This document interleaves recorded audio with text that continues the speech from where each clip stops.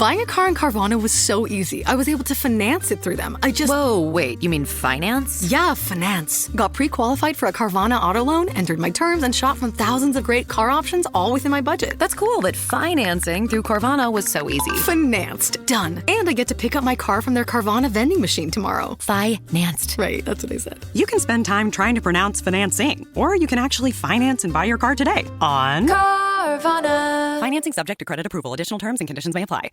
This is Jordan Grace, and you're listening to the Social Suplex Podcast Network. BWB, this is One Nation Radio. You better get it right. Rich Latta, James Boyd came to give them life. The Blackest Wrestling Podcast has come to kick all ass and drop it 6 feet if they kicking trash. Word, let me welcome y'all to something different. And if you dig it, man, you should let some friends listen. We be getting it in, this on the regular dude. Ravish and flow, but this shit rude. See, James don't rap, so I had to break it down. The whole network, man, we coming for the crown. Raps in the columns, I keep them both covered. Making the beats too, so the listeners can bump it. Hit us with the rating, yeah, I'm saying it's a 5. Before you hit it, talk, bob your head side to side. It's One Nation Radio, and this is the beginning. It's Rich, and I'm here with James. It's time to listen to One Nation. We got to unleash the power of the pyramid.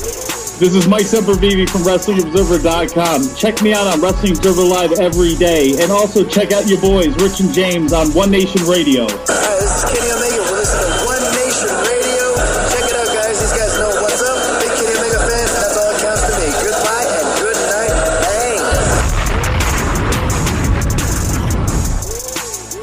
Bang. Hey, folks. Welcome to this week's edition of One Nation Radio. I'm James Boyd, and we have Rich Latta. I paused because I was like, oh yeah, we've done 2 this week. This is our second podcast of the week.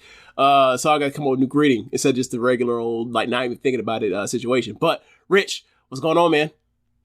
Not much, man. Just in the aftermath of a couple hours ago of the Micah Parsons trade, which we'll get to in just a minute. Kind of a big deal. And I've seen everyone releasing emergency, like 20-minute YouTube videos. I watched Michael Irvin react to it. He looked like a family member died on that shit. We might as well just start with that. Yeah, may as well. Yeah, like Michael Irvin was like looking like a family member died. He was like, this kid wanted to be here and all this stuff. Like, I don't even know if he necessarily want this. And it, man, there's so much, I think, going on here. And I watched the Jerry Jones sit down with Stephen A. maybe like a week ago. Mm-hmm. And it was just like, why do you insist on trying to talk to this guy without his agent? Like, it is, for me, it don't make sense on his face. Just like, that's a non-starter. But apparently, like, you know, I guess how it was going, you know, he started opening up the conversation with Micah, and then Micah was essentially like, they came to some type of, you know, verbal or whatever. But Micah, of course, thinking smartly, like, well, I don't negotiate my actual deals without my agent. And then Jerry took that as like disrespect or whatever the fuck. Like, and it was like, he thought he got a fast one over, and then he didn't get the fast one over. Now he's upset. He can get the fast one over. Yeah. And he, you know, basically declared Micah Parsons was going to play out this contract. And we saw essentially Micah Parsons held out, withheld services. I think he took his uniform off and was like just laying on the bench for one of the preseason games. And, you know, I've been listening to people talk about this, and they said this is possibly the best player who has ever been traded relative to the peak of their powers in NFL history. I mean, it's up there. The only one I would think of would be Randy Moss, but that's also in the fact that, like, you knew he was loafing in Oakland. But like, if you taking just straight up what the production was at the time, he just might be, bro. Like, I think he has 50 sacks. He's going into year 5. He already has 50 sacks, which is like some. That's crazy. I think I saw this online about like him and Reggie White are the only people to ever have like 12 sacks in their first 4 seasons. And like, to be fair, like when it comes to Micah Parsons, I knew I'm short selling how good he's better than even what I thought he was, right? Like,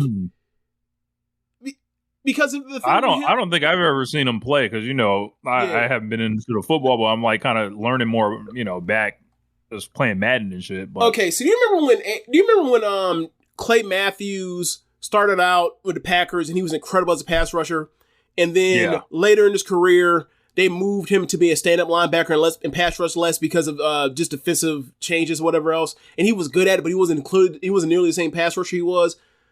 Mm-hmm. Micah Parsons, when he got drafted, they didn't draft him to put his hand in the dirt at the start. They drafted him to be a stand-up linebacker, and then they're like, well, he has the versatility to do it. And then it's like, oh, this is like the best mix of pass rusher / stand-up linebacker since we talked about him a couple weeks ago, but since Peter Boulware in the NFL. Yeah. It is like, going back and I'm thinking about that 2000 Ravens team, fucking defense was crazy. But yeah, that's rare. Normally when we talk about linebackers that are pass rush, we don't think about them being able to go range side to side over else. He can do both, which is that is a part of the versatility that makes him special, but also your bread is, or the most valuable thing in the league in defense is people that can either put the quarterback on their ass or people that can cover receivers. So he's going to get his money as a pass rusher, but that versatility makes him he's an every down guy. And you can move him around. Who knows what he's going to do in the Packers, but that dude was special. And year 5, they already get rid of him when they literally had control of him for the next 3 years. They could have done this for 2 or 3 more years they wanted to. It's kind of nuts. Yeah, and then the full trade was the Packers get a guy, defensive tackle named Kenny Clark, I believe. Who's good? He's a good player.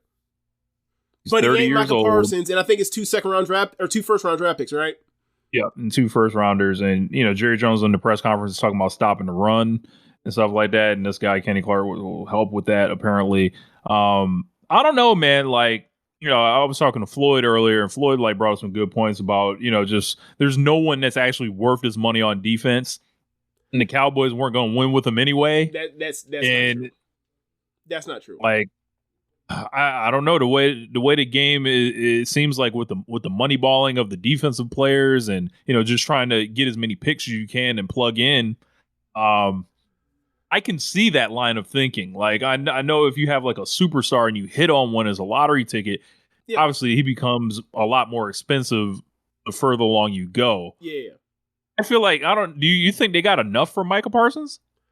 Because I think actually I think it's actually a decent trade, especially when you throw in the part where now, you can keep other players, so you don't have to put that exorbitant amount of contract onto another player that's not a quarterback, right? Right.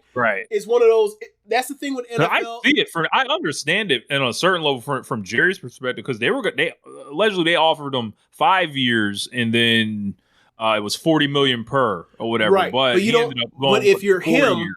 But if you're him, you don't want the 5th year because it's harder to get a second big contract at that age in the NFL. If you just math it out, right? So it's similar to it's similar to how the 03 guys, all of them except for Carmelo, picked up on the get out of your contract quicker so you can get to your at this stage for them, they got to their 3rd deals or whatever else. Melo didn't, he just missed the boat on that.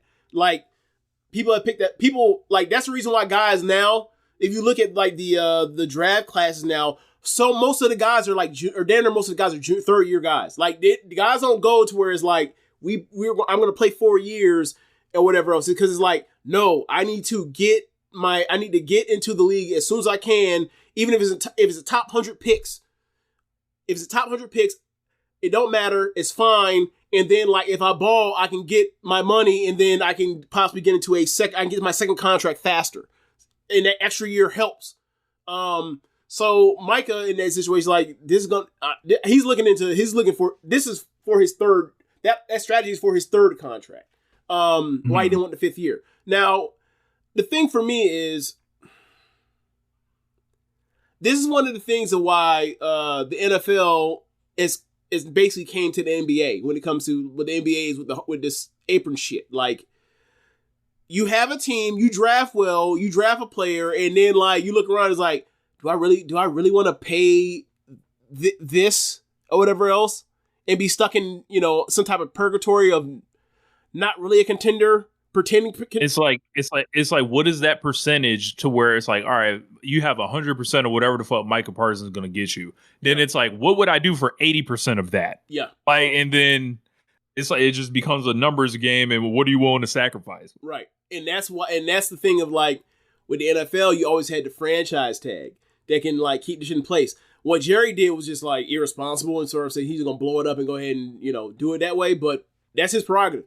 But like, they've got a guy that's a rookie. That's I think his name is Donovan Iziriaku, who's from Boston College. He's like an edge rusher. Like, I would think he would immediately step in as one of the guys if he's not a backup.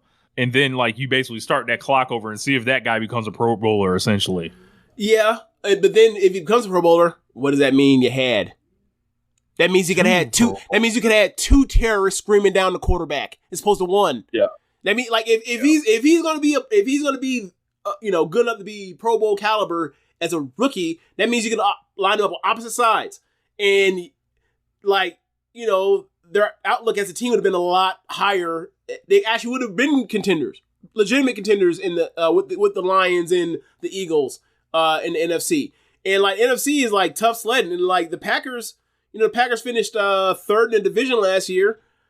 He do got to go live in Green Bay though. Like that shit sucks. Like I don't know, man. Look, I think I would rather stay in Dallas. I agree. Then like you get everything after the career with Dallas too. And, I agree. But it's a lot you giving up going to Green Bay. But yes, that's true. But there is a weird thing with Green Bay and like defensive players, like. From Reggie White to Charles Woodson to now Micah Parsons and even before then, like even the guys that hit him when they drafted, right? Like they have guys that go out there and have good careers on defense over there. And they end up being, household names in there or like Ring of Honor level people. I wouldn't want to do it, but they have a track record of success with star players or whatever, acquiring star players via agency or via trade. They come over. So we'll see. Like Julius Peppers was a fucking I'm sorry. No. Yeah, he was. Peppers was there for a little bit. Or am I thinking no. Whatever. No, he was there for a little bit after the Bears shit. But yeah. This will just have you going out there in that cold weather trying to prove you're a real man, not wearing sleeves and shit like dummies. Donald Driver. No, that's the dumb shit. Like, nah. Like if you see dudes without them sleeves on, you better see their arms be able to twinkle from all the Vaseline they've slid on their pores to clog up their pores. Nah, man, that shit's stupid. I'm reading the CBS Sports column, and they said, like you said earlier, Green Bay essentially got Reggie White again. Like the only difference is they didn't have to outbid several teams in free agency to do so. I mean, they gave him over $40 million a year, though. So I mean, it's not like and they gave him Sorry, $47 million is the average annual value. Yeah, highest non-quarterback in NFL history. That he was going to get that whenever he was going to reach his the end of his contract, he was going to hit that anywhere. Yeah, and the thing that was weird about it was like what Jerry was like, sign him now. Because if you wait a year, when it comes to time to sign him, that number is going to get bigger, not smaller, because the salary cap always expands. Yeah, I texted Kendrick my condolences. What did he say? He replied. He just laughed, and then I saw him upload a picture of him drinking. He was like, "It's rough to be a Cowboys fan." He was pouring something in a glass. I was like, "Nah, fuck that. Get you some powder, boy." Like. It's just some powder at this point. Look, man, you trying to get him something to pick him up right now. He's trying to be sad. Let him. He's picked the right. We don't want to send him down that path. Yikes! This is so bad for Jerry Jones, man. Like, and it's like, all right, Jerry.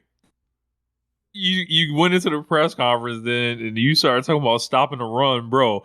Do you think your fans give a fuck about stopping the run right now? It's stopping the run, his version of defense wins championships. Boy, that Dallas, Fort Worth, Arlington area with their GMs, their management, they out here doing nuts shit, bro. Jerry better not ride around in Dallas, in no goddamn, with the top back. He better not be out there in no Lamborghini, anything with, a convertible on it, if you know what I mean. You think they about to join forces with the Kings on them? You think they about to do that? What was the dude's name? I don't recall the dude's name. That damn, he has 3 names. Lee Harvey Oswald. Yeah. Yes. Man. And then the Cowboys just gotta hope they lottery tickets, cash in, or I seen people like Des Bryant floating it out there like, yeah, they're trying to go get Arch. So they out here trying to, gather assets, and he wants Arch Manning to put the star on the helmet. They're not going to be that bad to where they can get him. Like, nah, man. Like, there are Cardinals around. Nah, there's plenty of bad teams. The Cowboys aren't going to be that bad. Unless Dak gets hurt early in the season, nah. Yeah, I would say this: if I was CD Lamb after just getting my money, I'd be pissed.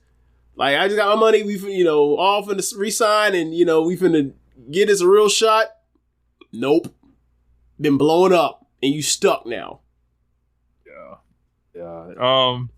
Very interesting, man. Like, and I'm just seeing the amount of freaking out, and it's like, look, man, bro, the Cowboys wasn't gonna win no way. Like, we kind of know how it goes. But it's the best player on the most famous team, and the dude is like, barring injury, is going to be a first ballot Hall of Famer. He's already set that trajectory for himself. It's infuriating if you're a Cowboys fan. It really is. I couldn't imagine. I couldn't imagine. It's a sad day in Dallas. Right after the Luka joint, I saw some picture with Luka and jersey Micah swap Parsons last year doing a jersey swap, and it was like them niggas is gone now, bro. Yep. That shit sucks. Like, it makes you wonder, like, what if they could do trades in wrestling like that? What are some of the absurd trades that would have been made over the years? I don't have any written down, so if the chat starts, getting them off, but I maybe that's something we could prepare in a future episode, like actually like saying, hey, rate this trade, or like would you make this trade, blah blah blah, because most wrestling trades I see from people are awful. Like they just like, it's all fucked. It's like, hold on, like they're often lopsided. Differently, very lopsided. It'll be like Io Shirai to AEW for Hook to WWE. It's like, what? Yeah, like I would hang up immediately. Yeah, I remember one from the Ringer before. It was like, yeah, you can have AJ Styles and Goldberg for like Jade and Swerve or some shit like that. And I was like, I would hang up on you immediately. Like what is wrong with you? And it's just like trying to dump off a bunch of old people for all the young stars. It's so stupid. All they got is old people over there. No, yeah, it's tough, man. See, I'll trade Hook for Julia. They ain't doing nothing with her. That's not fundamentally fair. Like, if you catching a mark on a Hook for Julia trade, yes, you absolutely do that. But if it's somebody that has Julia, you'd be like, if you gave away Julia for Hook, you should be fired. Yeah. Since we talk about power scaling, right? Yeah. Man. Julia, no, man. Like, Julia, to me, I mean, I've said it before. Like, Julia is a pro wrestling legend. I don't give a fuck if she don't do a damn thing in WWE ever again. Like, nah, man. I saw that one from 2020, or actually the first time I ever seen was 2019 in a title defense in the ice room where Maya Yuki killed her a million times. But like, the first time I saw her until she left Japan, she was fucking awesome, and that was a run. So Hook ain't gonna never, not ever, do nothing as comprehensive as that. Like, what? Look, what are we gonna get a Jack Perry and Hook feud that's gonna match Tam and Julia? I don't fucking think so. Sorry. I doubt it. Yeah. I doubt it. Can you imagine? Right. Remember, so Julia won the Grand Prix in 2022. Can you imagine if Hook won what the kind of shit that would be kicked up in the controversy that would be caused if he won the C2? Imagine Hook won the C2. Like what? Like dozens of people will have to have died or have suffered tragic career-ending injuries. He can't be in the C2 because he would have to lose almost every match. And it don't work with his gimmick. Oh man. But yeah, man. Micah Parsons. Look forward to what he does in Green Bay. They play the Cowboys on week 4. Oh man. I don't know if you sent me a message. It was a picture of was that Christian Okoye when Derek Thomas had the 7-sack game? Yeah, you were like, yeah, this is gonna be him on week 4. I'm like, man, yeah, possibly. Bro, there's gonna be a point to be made. There's gonna be a point being proven. Bro, what if he was knocking Dak down, right? Sacking him, then he would basically like turn to the press box essentially and point up there and then be like this. Do you ever remember the Titans? Yes. You remember when they realized like the refs were screwing them, and they one of the white dudes on their team got the ball and he pointed the ball at the ref. Like that's what Micah Parsons had to do. Did Jerry West have to get a strip sack on Dak Prescott? He didn't point the ball at Jerry in the stands. Yeah, you. They cut the camera to Jerry Jones, and Jerry Jones looked horrified, like he saw a ghost. Oh boy. Oh, it's boy. In Dallas. Oh man, that whole crowd gonna be cheering for him. Oh my god! You gonna see a lot of 11 jerseys there too. That is must see television right there. Oh my god! I might tune in and have to watch that one. Rich. Now normally a game like that would be like the 4:30 Fox game. It's a Sunday night game, I think. Oh, it's already Sunday night. Because I was gonna be, my joke is gonna be like, normally that game is like there's a classic 4:30 or whatever else. Be like, hey, is it too early to flex? Is it too early to flex this shit? I'm out of here. You normally flex it until like date in December. No, we need to flex this shit now. We need to see that shit now. That's great. Yeah, that's great. Yeah. Oh boy, and also look, because they're both kind of good. Like, I mean, maybe the Cowboys overachieve. What if they make the playoffs? What if they play the Packers in a 3-6 or 3-7 matchup? It could get real nasty at that point. Yeah. Boy. So I guess we should talk about AEW. Yeah. So they were at the 2300 arena. Yep. The old ECW arena. What'd you think of it? Because like I heard some people that said they weren't necessarily like feeling how the building looked, stuff like that. I thought it was fine. I thought as long as it's bright in there, I think I'm okay. And it was fine. But normally when they do smaller venues, it's more there's more characteristics to it. Like this felt like we were watching AEW Dynamite held at like, or it could have doubled as like the Hitchcock Memorial Russell Kahn show, except with better lighting. That's what it felt like, any old indie show you were watching. And that's cool because like I thought it was a very, very, very good show. But like compared to that residency thing they did in Chicago recently, I thought that this was a better looking set. And also, we saw a lot of the 2300 arena like during WrestleMania weekend a few years ago, for WrestleMania 40, because like, most indie shows were there. Like the Stardom show was there too. So, I mean, for me, it's kind of like I've seen it a lot, so I'm not, it just felt like, it don't even feel, aside from the angled alleyway, it don't even feel like ECW. I'm not saying they were trying to go for that exactly, but like, aside from that, I got no ECW nostalgia except for Taz being there, really. Right. And I normally wouldn't even have any ECW nostalgia. Yes, I know you hate all. Well, is it okay? We got to figure this out. Here's the question, Rich. We got to make this a poll question for the viewers, right? Who hates old wrestling more? Rich hating 2000s Ring of Honor in 90s ECW, or me hating 80s wrestling? Who hates which more? You have to figure that out.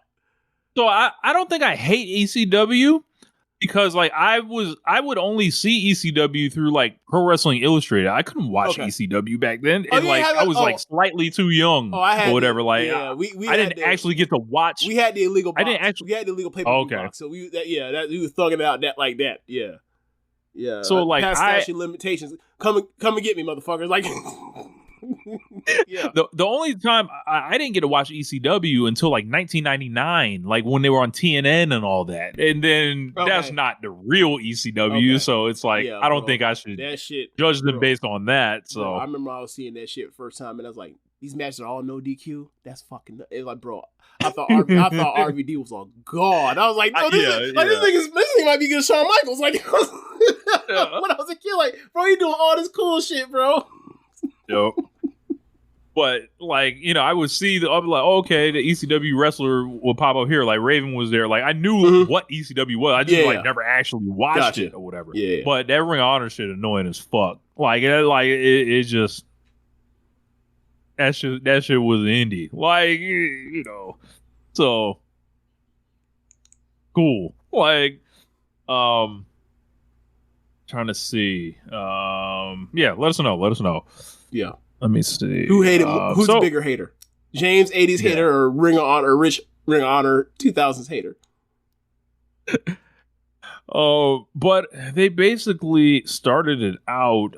This whole show was, I would started say, with FTR, right? The FTR and Cope shit. Started with FTR, and they basically had the referee in the ring, which it was Paul Turner, and they basically talked about the Death Riders putting Will Ospreay on the shelf and all that. FTR came out, and Cash Wheeler was going face to face with a gentleman in a FedEx outfit. Hey, fuck the Fed. Fuck the Fed. That's hey. Anytime you see Fed, like, it qualifies, for me. I don't have a problem with Cat. Look, for me, that was some good old pro wrestling heat. Oh, I definitely got no problem with Cash. I definitely got no problem with Cash. I ain't got no problem with him. I want no problems with Mr. Wheeler. The real Wheeler. In this company. Both hands. I keep him where you can see them, Mr. Wheeler. We don't need any problems or anything. Right.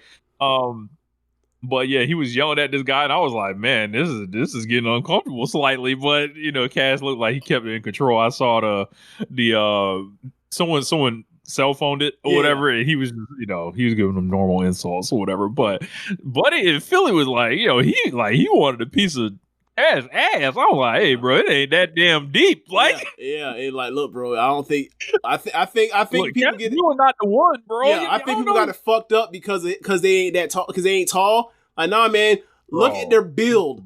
They'll rip. Look, Dax and Cash will rip one of y'all's heads off like a jelly jar. You don't want no parts of that, bro. Them motherfuckers look like star high school football players that were too small to get recruited, and they never stopped lifting the weights. You don't want no parts of them.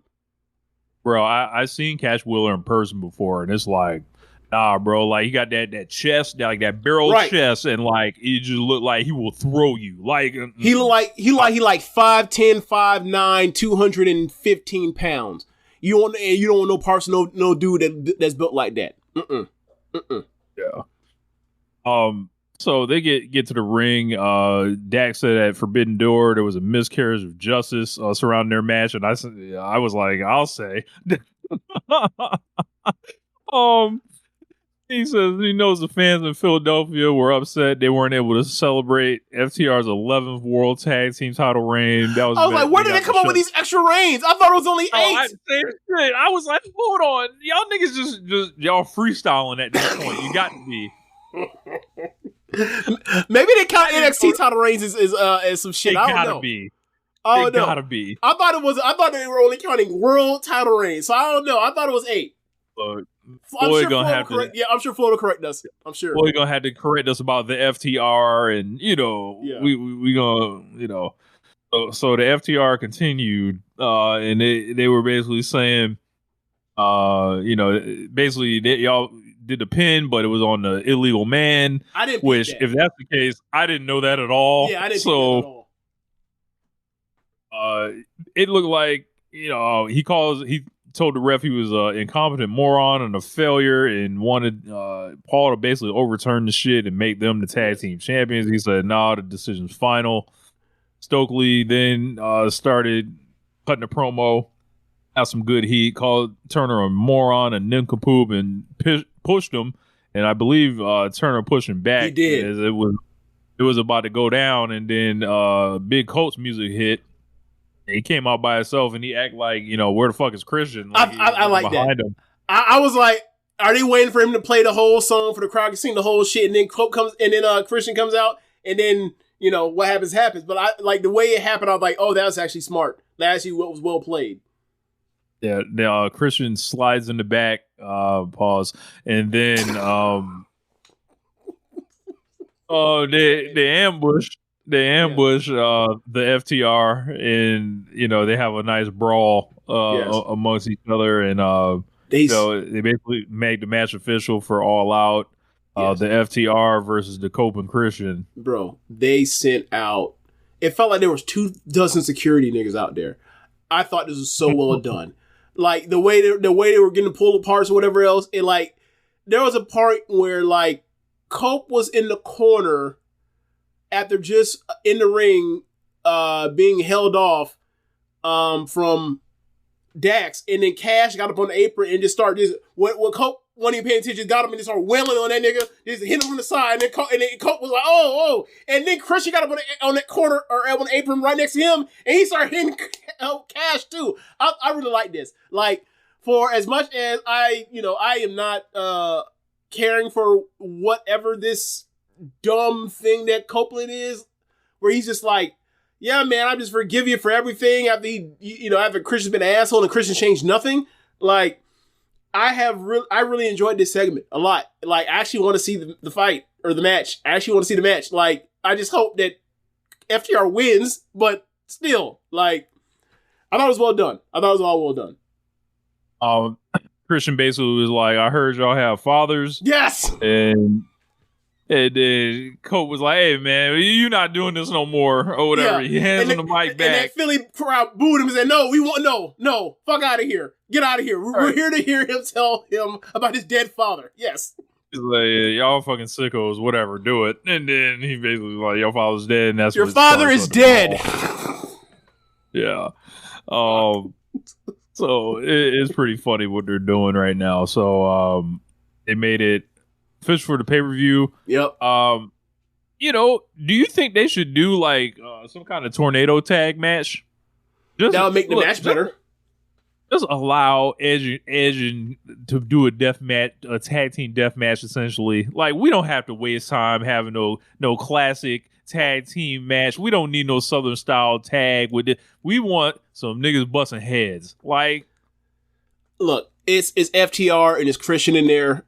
Like, the fourth best wrestler in a tag team match is Copeland. I think we'll be fine, honestly. Yeah. Like, he's got a tag match. He can't lay down and do all the old man selling. So I think we'll be fine. So before the main event, Darby Allin played this fucking video package, and he wrote in blood, his own blood, from his ear. Basically, he wants Jon Moxley all out.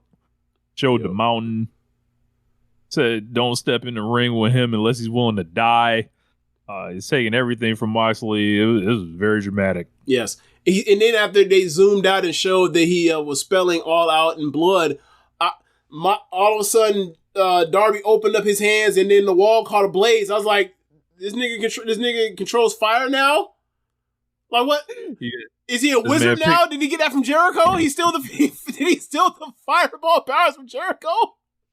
I was gonna say, like, he didn't actually pick up the right powers from Sting. Like, he picked some shit up elsewhere. Like, I ain't never seen Sting do no supernatural stuff. But, after that, we had an opener of Jon Moxley and Daniel Garcia. Very hard fought match. Yes. For me, this felt like what you would want to do, like, in a G1 where you wanted to try to elevate a guy a little bit, but ultimately, like, beat him. This is a Garcia. This is a Garcia, as you mentioned, Garcia in the C2 a couple years ago. This was his standard kind of match of like he's found underneath. The crowd really wants him to win. He's gonna come close. I was shocked at the finish though, as far as how the finish went, but I thought this was a very, very good match. Yeah. I thought Moxley is continuing this like little mini run that he's had after losing the belt. Washing the stink off. Where he's been, he's like, hey man, forgive me. That man is salvaging his legacy. This man said, forgive me. I know I was tripping. I'm going to be so good over the next few months. I'm going to escape most overrated in the Observer this year. Amazing. He gonna slide. He's still gonna finish top 3, but he has done a lot to not be number 1, because boy, he was definitely headed there in the first 4 months of this year. Crowd all over Wheeler Yuta during all of this. Yeah. Do you think that was because of people remembering the feud between him and Garcia, or what? Or just flat out just fuck you? He's from Philly, and also they hate him because of what he did to Danielson. Typical Yuta. Yeah, I think it's the Philly thing for sure. Okay. And after that, they let him cut a promo or whatever, and I was like, "Why the fuck are we doing this?" Like, I was like, "Look, man, y'all already know how I feel about Wheeler Yuta. I'm like, this man will never be a star in pro wrestling. Like, it is not happening. Like, I feel like entirely too much time has been devoted to this man to be the ninth man in the unit. Essentially, I know I'm exaggerating there, or whatever, but." It's just like, all right, like, and then it leads to he's cutting basically this. They're drowning him out. You can't really hear him, and then we hear this fucking song, which is by J.J. Johansson. I don't know. I've never heard the song before.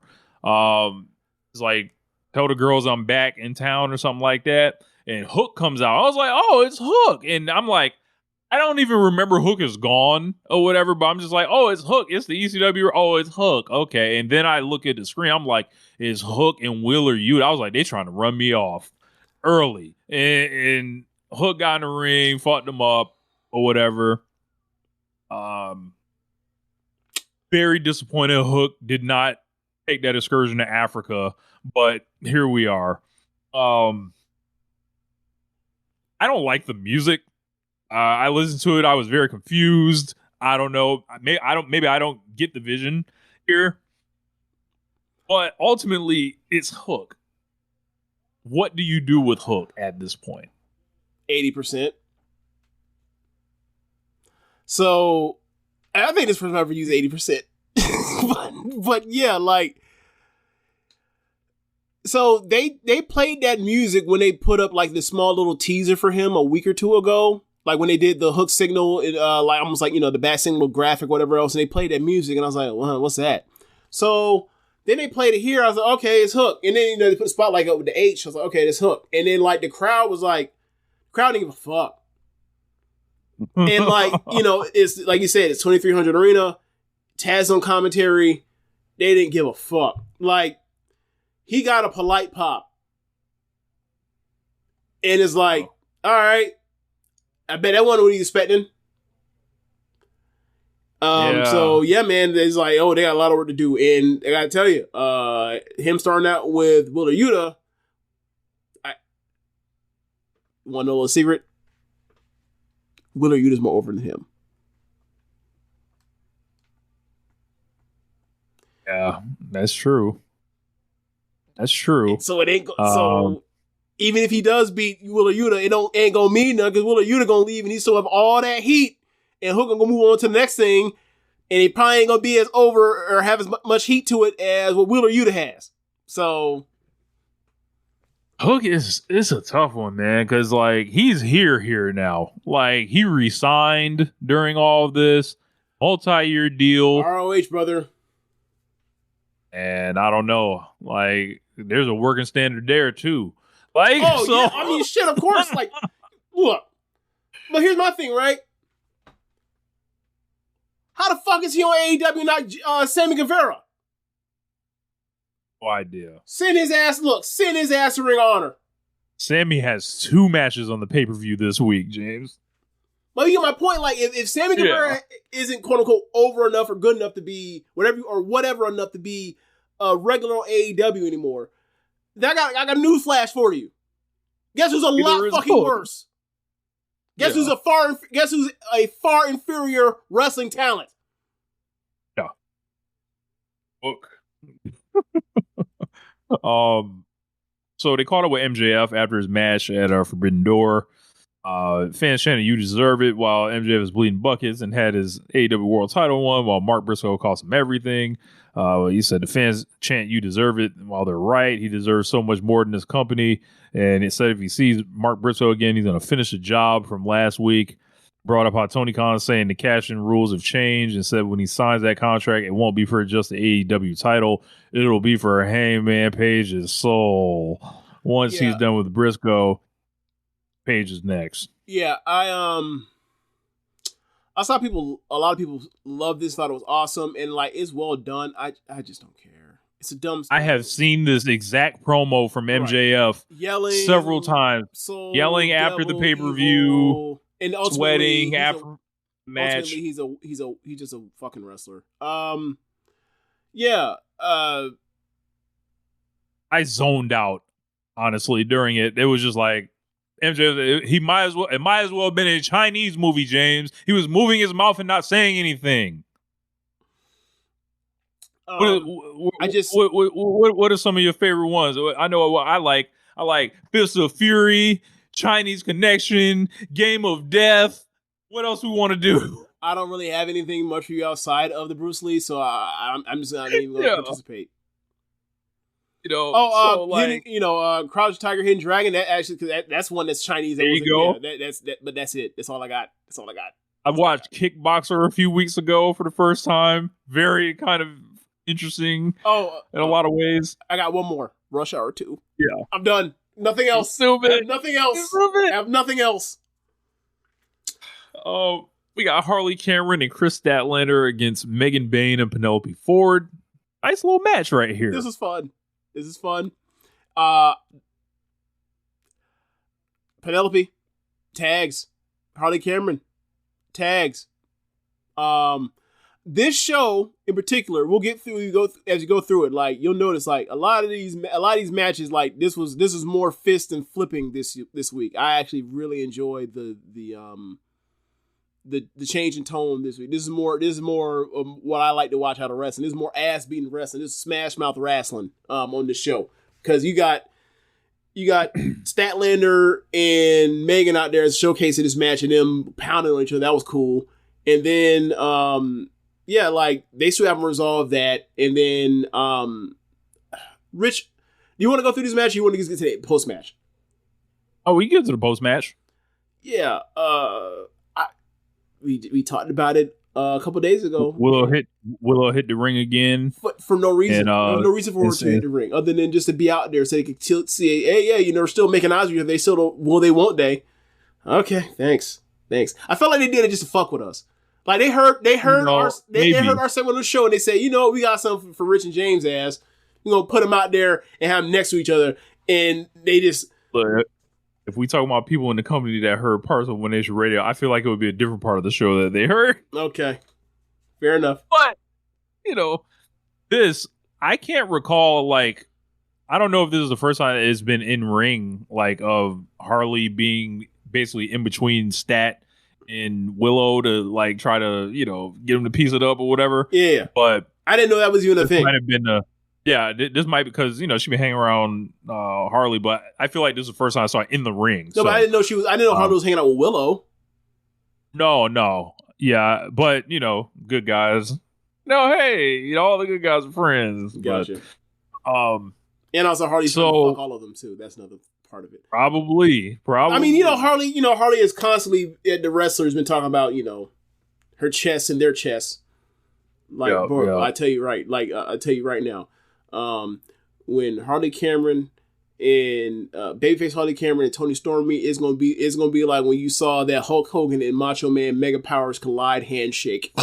it's like, it is off the Richter scale. Wild. So up next, we got the 9 belts Mercedes Moné Championship celebration. Had all the titles in the ring on the tables, and Renee was out there with her. She wore the TBS belt. Taz said, due to the bad hips, he can't do the dance. That was funny. Mercedes counted off all her belts. Renee basically ran down the resume in the past month. Moné called herself the greatest of all time. She is the history maker, the record breaker, and said Ultimo Dragon had 10 titles, and that's a record that she's coming for. And I fucking immediately rejoiced because we've been talking about Ultimo Dragon in our group chat for months now with this shit. And we were like, she needs to get to 10. She needs to get to 10. So, like, Mercedes, one of us. Like, it's so funny because one of them's not really a championship, but people, it don't even matter. They're so deep in. It don't matter. You're muted, James. It's not a title, but it's a belt, so it don't matter. It still works. Yeah. So she said anyone with a title, she's coming for him. Renee brings up Windsor tapping out Mercedes last week on Dynamite, to which Mercedes questioned if Renee is stupid or dumb. She wasn't tapping out. She was trying to squash a bug in the ring. Yep. Mercedes says, she's a better Rev Pro champion than Windsor ever was. That was funny. And said maybe Windsor. And then she pointed at the wrong belt when she pointed at the wrong belt when she talked about the Rev Pro belt. She pointed in the direction of it, but she touched the wrong one. She said Windsor is jealous of that her man was doing her dance, and when she said to William that she loved, if she keeps it up, she'll put her in a hospital bed right next to her husband. That she's done enough talking. All she wants to do is dance, and then they ended the segment. Yes, that was nasty. Say, your man was doing my dance, and I'll put him in the hospital next to you. I'll put you with him. That's nasty. That is nasty. Very, very.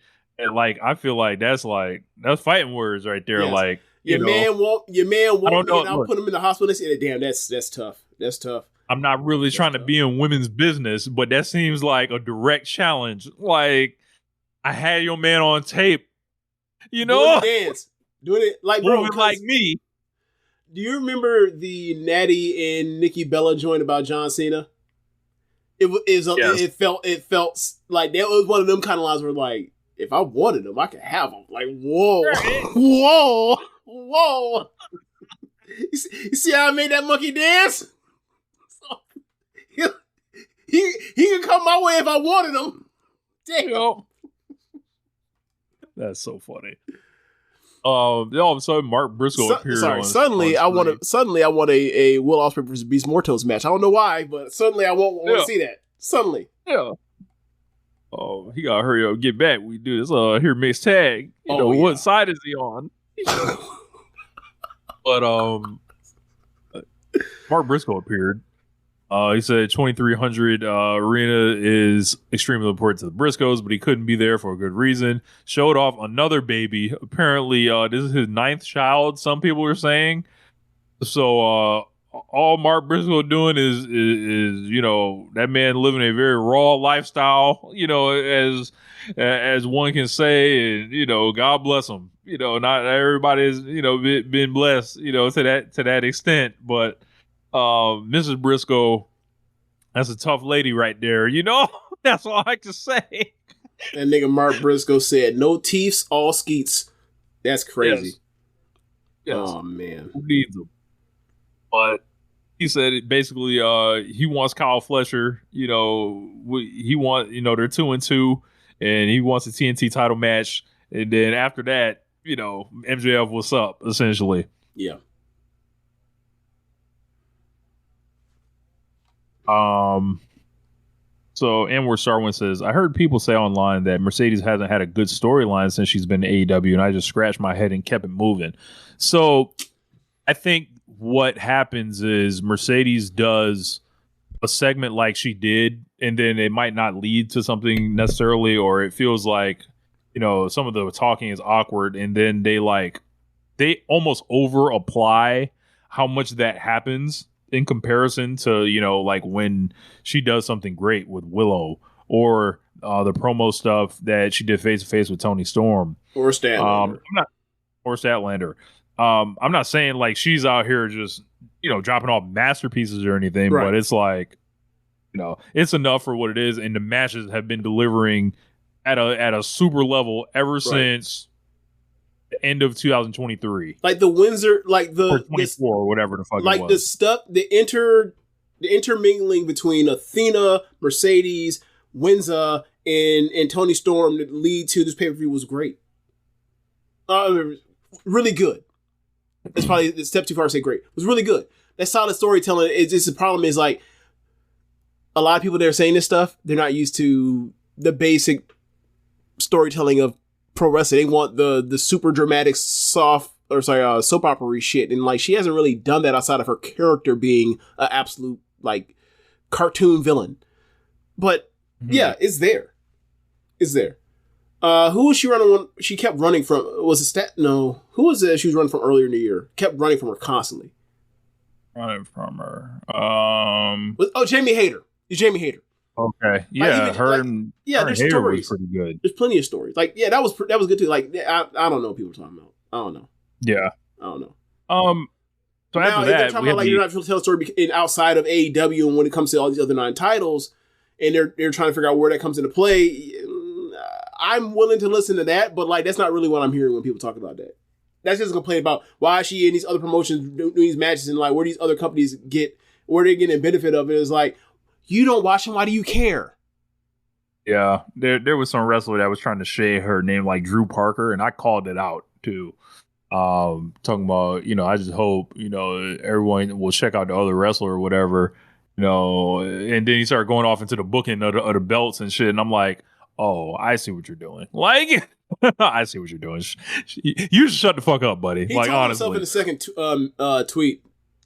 Yo, the first one was kind of on the point, and then the second one he was like, when he put in the quotation, or sorry, in parentheses, I was like, it was being a bad thing. I was like, oh, okay, gotcha. Yeah. All right, we're done here. But we got All-Star Tag with the Don Callis family, and that's made up of Kazuchika Okada, Konosuke Takeshita, Josh Alexander, Hechicero, and Don Callis and Wardlow came out with them when they did this entrance. There was like a screen cap, and it's like, how fucking overpowered is this team? Okada and Takeshita clearly on a different page from one another, not really fucking with each other. Just because they countrymen don't mean it's cool. Then Okada came out, and Takeshita was looking at Okada as Okada came out. Okada, he didn't look his direction out one time. He sat there for the photo and then walked to the ring. And I was like, I've watched Okada enough to know that's him being passive aggressive. That's him. And then I messaged you because I watched it today. I didn't watch it live. So I messaged you and you're like, oh, it heats up. And sure enough, it did. Rich, let's go through it, man. This match was great. Yeah. This match was great. And then they were taking on Jet Speed and Bandito and Brody King. And that entire babyface team is just like a reminder of like how fucking awesome this promotion is and like where wrestlers come from and around the world and have converged here for this special time. So let's put it this way, right? If I remember correct, if I'm getting this right, from the baby, if every baby face faces every heel out of those 8, I think that's 16 matches. Mm-hmm. I want to see all 16 of the matches in singles. Like, yeah, yeah, man, that shit was killer. That's like to think about, like, yo, usually Brody King versus Okada or Takeshita. That'd be great. I mean, we saw Brody King versus Okada earlier this year. I think they have a better match than them easily. And then it's like, okay, Mike Bailey. Yeah, I like to see Mike Bailey. I mean, it's a TNA ass match, but I like to see Mike Bailey versus Alexander again. I like to see Mike Bailey versus Takeshita. They hooked it up. I already saw Mike Bailey versus Okada this year. That was fucking great. Yeah, I watched Mike Bailey and Takeshita back when Takeshita was starting his U.S. indie run. Uh-huh. I think they did it in West Coast Pro, if I'm not mistaken. Okay. It was Raw, like, yeah. Of course, it was Raw, but like they basically like they had this match, did all the pairings, they all looked great, and then throughout the match, you can see Okada and Takeshita like blatantly ignoring each other. Takeshita like basically setting up the moves for everybody but Okada. Yeah. Okada Alexander kind of looking around like, before what the they fuck got is to this? that, there was a point where Alexander went to the corner to tag in one of them, and they both basically tagged themselves in at the same time. And Rick Knox didn't know who was the legal person at the time because they tagged simultaneously. They both get in the ring. They're like, I tagged in. Get out. They were like, I don't care if you tagged in. They're both like, I ain't leaving. And then basically got handled by, I think Brody King wiped them both out, and then they went to commercial break and came back. And then they did the whole part where like, you know, heels run wild in the corner or whatever else. And then like, yeah, it was time for Okada basically ran through everybody. He threw Alexander in to whoever was in the corner to hit. He threw in Hechicero, whoever babyface was in the corner. He didn't help Takeshita. Takeshita ran himself. And then when Okada get the last hit in, Takeshita moved to whoever the babyface was out the corner and then proceeded to run him up on the ropes. And like Okada was like, you son of a bitch. Yeah. I was like, oh, I like this so much. But you know, where's the story though? Where's the story? Yeah. Yeah. I immediately was like, you know, everybody's like, well, what's the smoke here? I'm like, well, you know, regardless if it's beef or not, Konosuke Takeshi's big homie is Kenny Omega. So like, you know, it's gonna be no for the enemy. That's not really what it is right now. Maybe if Omega, you know, comes and helps him once they kick his ass out. But as right now, look, man, you know what it is. Okada don't fuck with none of these YJs. He don't fuck with none of these YJs. Any of y'all that are like under like 32 years old. YJs, yes, exactly what he said. Yes. Any of y'all that are young Japanese wrestlers, he's not fucking with y'all. He's not with none of this New Jack shit. Ask Kaito Kiyomiya about it. Ask Great O'Khan about it. Ask Yota Tsuji about it. He's not here to fuck with none of these young Japanese wrestlers. Period. That's so funny. Just because Takeshita wasn't here don't mean no. Just look how Kiyomiya got it. He knows him from across the world, you know. Yes. Like they were in other promotions. Look, this is gonna be awesome. Oh, yes. It's gonna be great. Like, and I can see how it's like all set up now, and you know. I wish that Takeshita brought his G1 trophy, but obviously that's probably a lot to fly over from Japan. New Japan's probably keeping that thing, you know, nice and safe for him. Nah, you know, be funnier. He can bring it out at Destruction. Nah, go ahead. No, I was saying they're keeping it nice and safe for him, but you know, you can see how they're gonna basically like, which is kind of a break from Don. I mean. Takeshi's gonna end up a babyface, but usually Callis goes for like the younger wrestler or whatever, and if he turns on Takeshita, that's kind of a break from, you know, how he normally sets it up. Well, you're bringing in, but I mean, he still has Fletcher. You're bringing in Kyle Fletcher. He still has. You're bringing in, you know, all those other people. So yeah, you know, it's all set up essentially to make this guy a huge babyface star. So you mentioned they should. I had to make sure I had the number right. I had it right. I just had to double check. So you mentioned that Takeshita should have showed up with his G1 trophy. Right? It'd been funny. Yeah. Like what? And then Okada's like, "Oh, what do you know? I got my 4 trophies with me." I happen to bring them all with me. You thought you was finna stun on me, nigga? No, I happen to fly them all in. Oh, you weren't expecting me to have these on hand, huh? Oh. But he has like every other Don Callis member, family member bringing them out. Yes. Rocky Romero lugging that bitch around. Yes. Archer with one. Yes. Warlow with one. I've been where you've been 4 times. I beat you. I beat your mentor. I beat you. I beat the shit out of you. Like. You could do a lot of funny things with the Okada and Takeshita dynamic, and like I think this honestly might be the first like feud in AEW, even above like Okada Omega, where it's like, oh, there's a reason to really care about like the like Okada in a story sense is emanating here, and then it's like you can see. Because everybody's wanted this match for a long time, and it's almost like, well, how are they going to do it? Very badly, yes. Yeah, and it's like, how are they going to do it? But the way they're doing it now is going to make Okada And combined with that push I was talking about last week, where he went over Kenny Strong, went over Swerve Strong, and he's basically like took these huge wins and whatever, and then now he's doing this thing like, and I feel like they've got this planned out to kind of perfection, and then he's going to basically use the C2 to like establish this even more, and the whole thing should get more tense between Okada and Takeshita, and then eventually Takeshita splits off, you know, if he gets mingled in with whoever else, like to help him, you know. I'm interested to see what he can do. Like, and then if it's like a case like where he have to has a talk or something like that, I want to see how Takeshita can like express himself. Like, hey, like what is it really between y'all? Like, I would love to hear it. Yeah, look, I just this was like classic Road to stuff. It really was. Like when you see these little small things, it's like the reward for watching. Yeah, because like this is good multi-tag storytelling. So when people talk about the all-star tags, I'm always like, at worst you're gonna get an awesome match, and at best you're gonna get this kind of stuff. You see the turmoils inside of factions, or you see like inside of these tag matches, like rivalries brewing.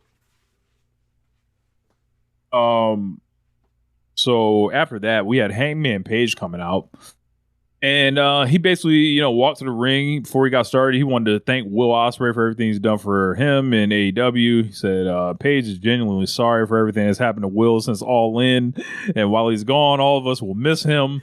He did everything. He did everything but wear a R.I.P. Ospreay shirt on his chest. Like if he had been somewhere else, he was about to get an air spraying of Will Ospreay's face, smiling with a halo above his head. R.I.P. Bro, it was funny as shit. Like he told him, like, dead. This shit's funny. Shit, why he ain't say nothing to Swerve? You know, shit, Swerve was going away for surgery. He couldn't give him some well wishes. Can't speak on that. He said thank you after he won the title. That's it. It's still smoke. It's still smoke. What the fuck? Hey, like, come on, man. Come on, Hangman. No. But he said he basically, we'll all miss Will, recover, heal up. When the time's right. Let's do what you're best at and challenge me for the AEW World Title. It would have been funny. I love that tease, but it would have been funny if at the end of that, if he said all that stuff and you mentioned the Swerve, and Swerve, go to hell and continue. That'd been funny as shit. That'd been funny as shit. Like, no, go ahead, Rich. Hayes said regarding the title, MJF had a chance at it and failed, throwing everything. He had at Page and he still failed. Everything MJF has done in the past. Now he has to give that 7-day notice to cash it in. But whenever MJF chooses to sign it, he's going to beat his ass before the ink is dry. Don Callis came out, and immediately I was like, what the fuck is going on here? And then I was like, because they were just out there, the last segment. And I was like, it was like a wraparound segment of factions. It's almost like the same thing they did with Yuta at the end of the Moxie match with the Hook stuff. So he was like, we got a long history. You won your first AEW World Title from me. Yeah, he said the only reason you took it from him was due to having a weakling, and then Paige took it from.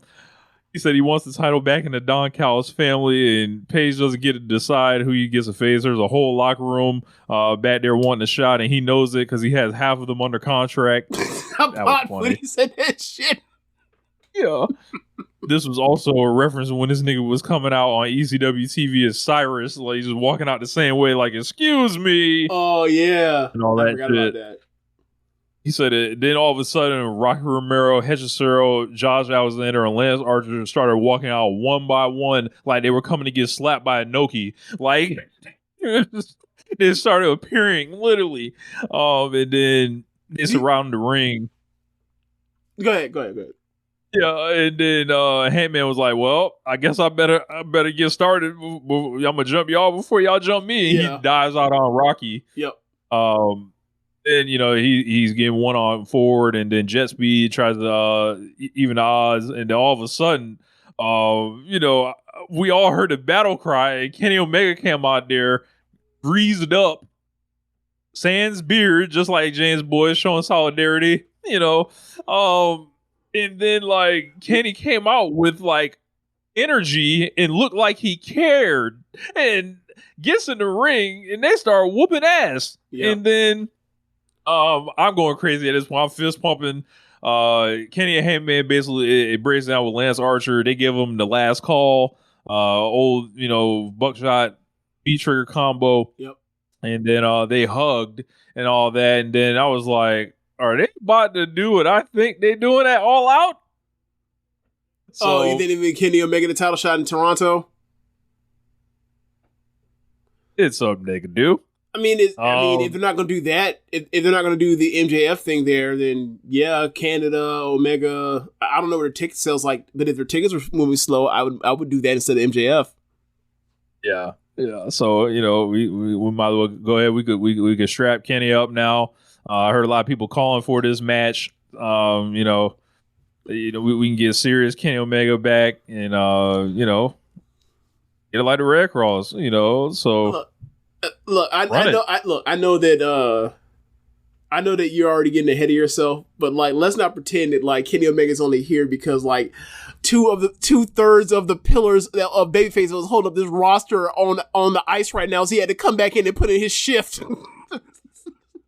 He here now. Look, Tony Khan like, Kenny, man. I know, but like Swerve and Ospreay go. You gotta come to work, man. You have to show up on AEW Dynamite.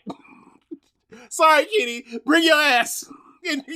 Monster reaction when he came out, by the way. I think I slightly undersold that, but yeah. Look, notice. Yeah. Hey, they reacted a lot more to that Battles Cry than that fake video game shit he been coming out to this year. Yeah.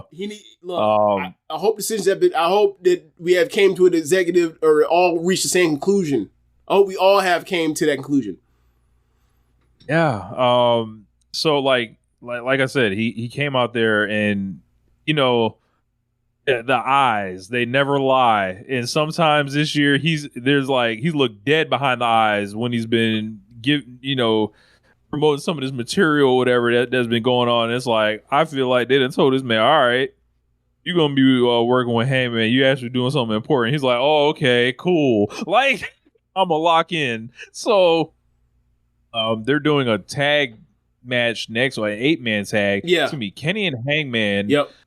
Teaming up with Jet Speed, I believe. Yep. Versus Young Bucks and somebody else.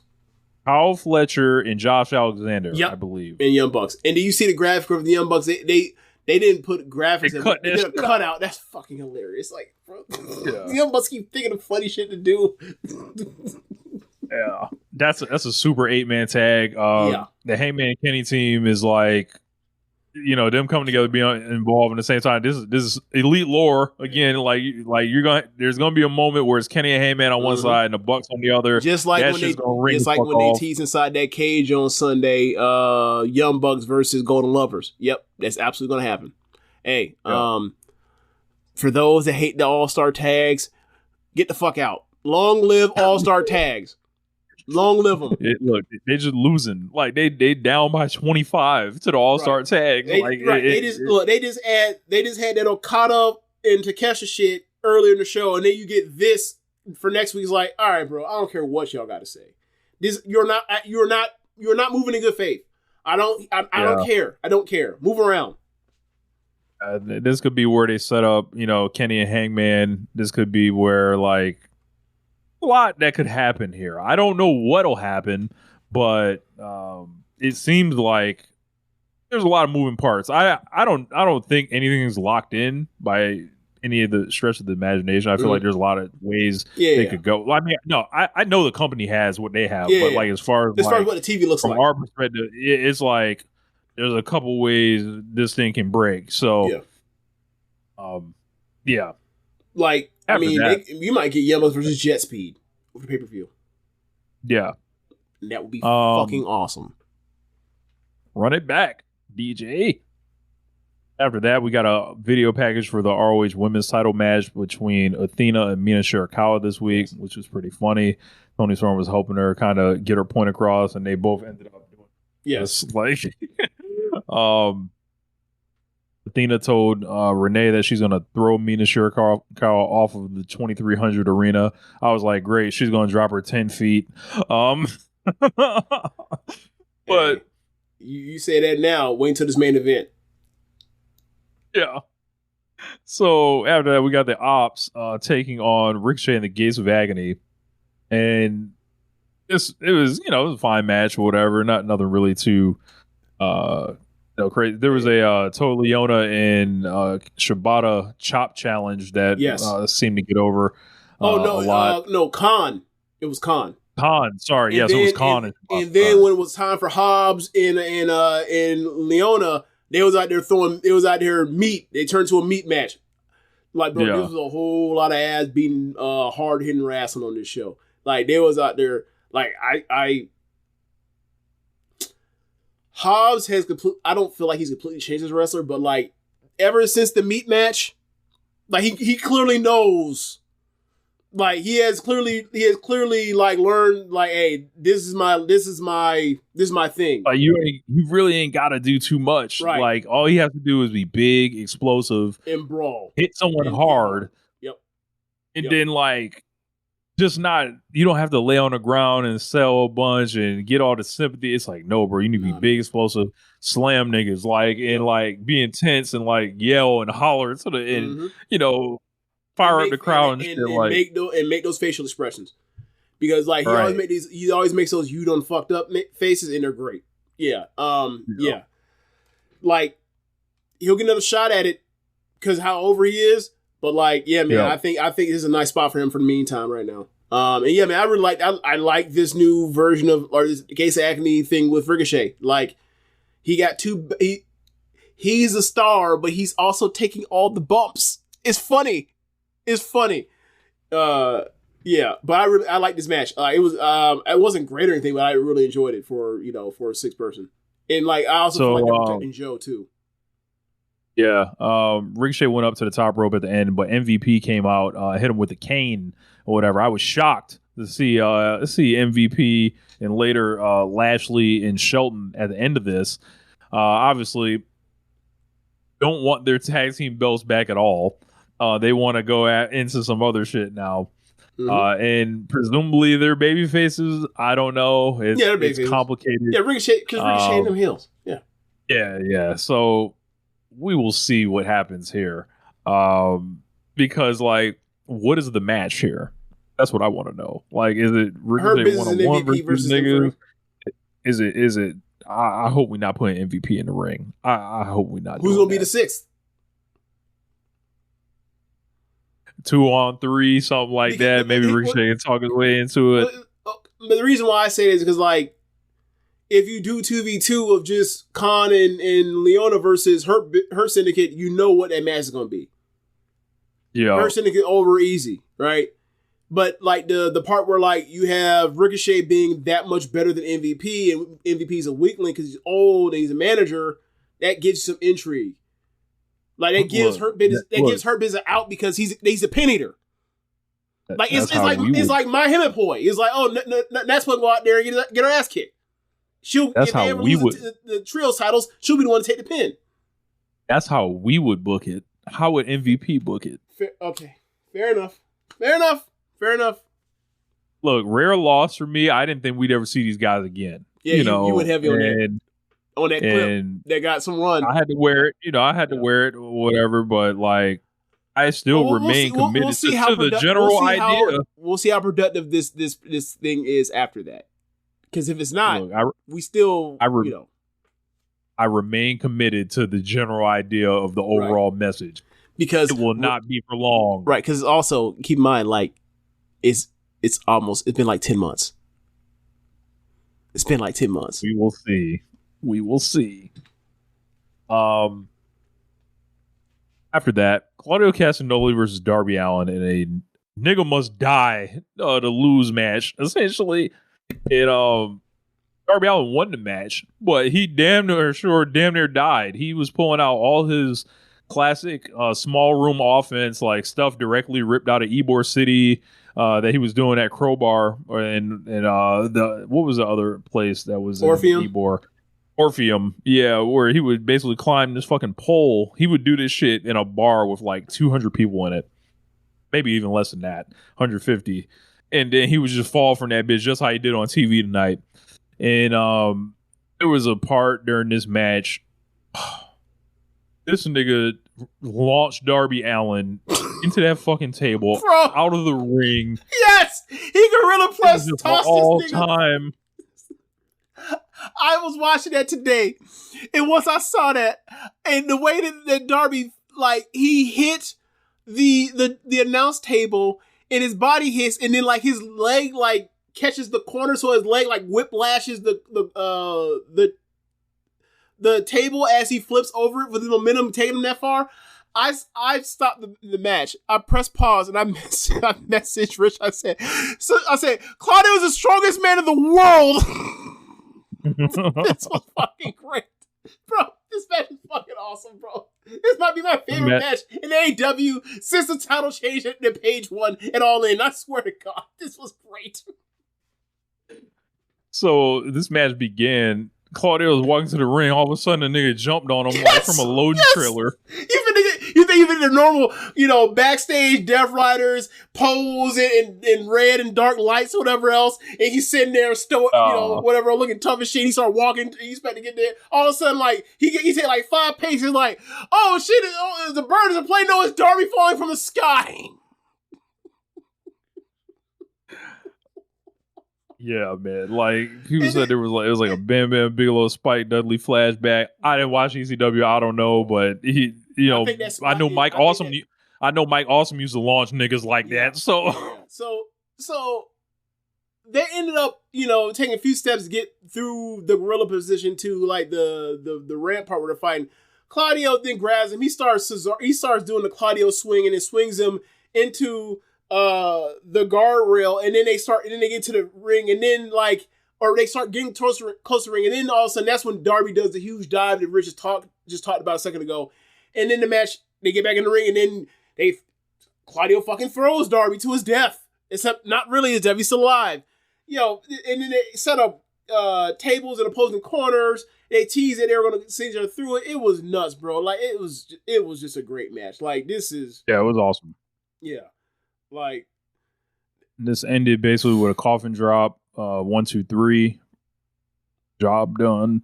I remember when Claudio beat Darby last year. I was like, what the fuck is this? Like in the C2. We theorized he was gonna get it back. Yeah. When he came back, we was like, bro, it ain't gonna be enough because we thought he was gonna get it back and he was gonna, he was gonna win the Owen or some shit. So we were like, nah, man, this ain't enough. But now that we passed all that, actually, this is working well, bro. It was nuts. And then Darby was super over. Yes. Look, if there had been an ECW crowd, they would have loved Darby Allin in this fucking match, and they would have loved Claudio beating the shit out of that little dude. So after that, Gabe Kidd hit the ring, the Madman, and he gave Darby Allin this kind of back suplex, and he was like, hoodied up and all that. Yeah. John Moxley and Marina Shafir came out and they started calling the shots. Gabe picked up Darby. He basically tried to do a takedown on Moxley, but Kidd pulled him back, and then Darby sent them both into each other, and then he was like, fuck this, I'm up out of here, and he ran out the crowd or whatever. And Gabe Kidd's here, I imagine pissing off many of the Nihonian brothers and sisters and followers of the Nihonian wrestling landscape. Takeshita and Gabe Kidd were there. Sure were. Yep. They sure were. No road twos. Yeah. So, they got the breaks. Somebody has to like get, Sean Ross Sapp, Meltzer, somebody has to get like the news on that, like, because it's pissing people off. Or even if it's not, and even if your concern isn't for like piss people off, I would like to know what the situation is, because that's not normal. I guess he's just like here. It's like, why are these people just not on these tours and they're key parts of New Japan, or yeah. I would like to know like what's going on. I like to know some. Look, Takeshita, in his case, priority. I know they say this is a dual or triple contracted wrestler and shit. Priority. No, the fuck he's not. Yeah, exactly. No, the fuck he's not. That man's an AEW wrestler, bro. Even though he has worked more matches in New Japan, than anywhere else this year, but I think it's just slightly. He's somebody that's gonna be in multiple places. And chances are, if AEW wants him for something big, they're gonna get him. Now, Gabe is, I think, a little bit different because Gabe was doing some AEW stuff during times where there was not much going on in the New Japan schedule. Like, there was time he showed up earlier this year. It was during the juniors tour, and it's like, well, you want to make some more money or whatever, and you can do that or whatever. Especially partner promotion, they got like a storyline for him. Yeah, and apparently there was a report this week, like he's considered, a full-time member of Death Riders or whatever. Like, so whatever that means, like he's in here. I think he's a recurring character. That's what I think it is. I think people are probably going too far with like whatever. I was like, yeah, he'll do. They'll use him like every 6 weeks or something. Anytime they need another person with more credibility than Will or you for a big match. Like he was on All In, like, and he was on Forbidden Door, but like I think I don't know if he's in a match next week. I thought I heard Gabe Kidd. I don't think so. Yeah, I don't think so. I'm not sure, but the Gabe Kidd thing, I think a lot of it is people are upset, and then they're like, he went very hard, but like, I don't know. I guess in my opinion, when he says like his whole thing is like he hates AEW, like so do the Death Riders. So like, it's not like logically inconsistent for me in the way that it is, for the people that see it as an affront to their existence. It's like, you hate the people that abandon them and stuff like that, but like Moxley hates. And Moxley's meandering, his thing is like, I'm trying to toughen up the next generation to make sure this shit actually like is around, and if they're tough enough to beat me, then and succeed, then that's my legacy. The AEW be around after I'm gone. And then they proceeded to have fuck finishes matches and shitty matches. But the Gabe Kidd stuff was just like, I am, I'm blue-eyed strong style. And now it's like, I'm, fuck Kenny Omega, he left, and, fuck AEW, and now what you doing? Now what you doing? So yeah, like, a lot of people, a few people that thought, I feel like a lot of people that bought that, were big on his star potential, like saw it as this is his lane to do this, or his lane to, whatever else, and like he's basically, his lane is hypocritical. And I don't blame. I think people are being a little dramatic with this thing because I know what the fuck I saw with this guy as far as in the ring and all this stuff. I'm like, this guy is a phenomenal wrestler. Yeah. Like, he's going to be one of them ones of like his age group. Very good wrestler. And like, I don't know if people acting like this didn't happen or whatever, but if you know how it goes, when you piss people off, all of a sudden your talents all of a sudden like vanish. Yeah, I don't know, man. This guy's gonna be around a long time. If you're upset with the character or the person portraying the character, that's one thing. But when people start doing this thing where it's like, no, that person actually, the stuff we saw in the ring, that just magically vanished and it never happened, or whatever else, or we were tricked. Like, nah, stop it. Look, I know like a Kenny Omega carry job, like. And that wasn't like really a carry job, but people like, yeah, anybody can have a good match with Kenny Omega in the Dome or some shit. Like, you can say, you could throw that at Gabe Kidd, right? But I'm like, cool. What about the Yoda Tsuji match at New Beginning then? I was just about to bring that up. I was thinking, what about like the Yoda Tsuji match or whatever? I know that people didn't like the second one between them, but he had good matches with Ishii. Right. And it's like, all right, I don't know, man. Like people are hurt, so it ain't really. He gave them a storyline that they were ready to sink their teeth into, because they do not. I mean, it's similar to like when people talk about the Ring of Honor CZW stuff, right? And it's like, here's a little tip for them: they weren't never gonna win that storyline anyway. But you know what I'm saying, like when you do this, co-promotional show, you're the underdog, like Kano. Imagine if Kano just showed up in New Japan and was like, yeah. I'm here now. If you were a Noah fan, you'd be pissed. Like, fuck this nigga. You did the whole thing. You did the whole thing before you won the belt when you were running through Tokyo and then you saw the fucking lion head logo and it pissed you off. Now you there? I get it.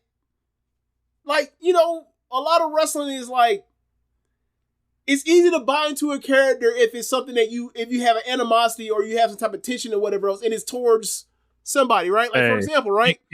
King of the North brings up a great point. They beat Kano and Katsuhiko Nakajima both in a row on the New Japan Noah shows. Yeah. So, yeah. Yeah. That was the Yokohama Marina show. Yep. Yeah. Who did Nakajima lose to? I forgot. Kano lost to Naito. Lost to Shingo, I think. That sounds about right. Yeah. I think.